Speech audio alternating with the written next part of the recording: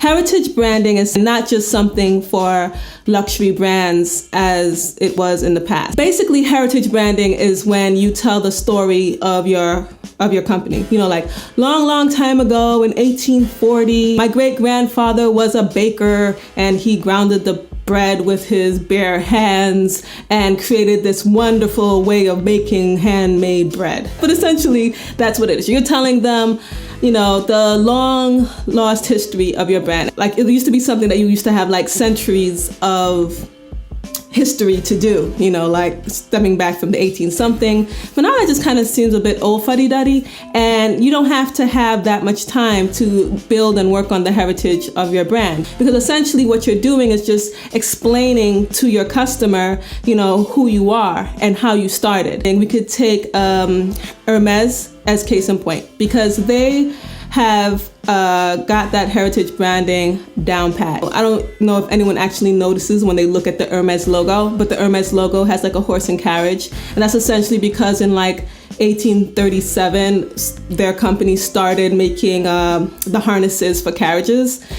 Completely irrelevant in today, but yet it says, it talks about this long lasting relationship with quality and luxury, because they did it for the nobles. It wasn't like the peasants walking around in, you know, carriages or whatever. And those values, they kind of translate to the Hermes brand today, even though they do not make not near a carriage.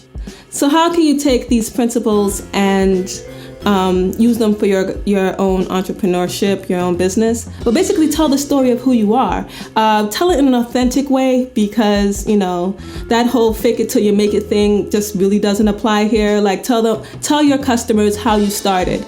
Tell them what your intentions are. Tell them what your values are. Because those types of things would really engage the customer and really make them want to buy from you, instead of, you know, Joe Schmo making the exact same thing that you're doing. I think one thing that needs to be said about heritage branding is that it is a long-term strategy.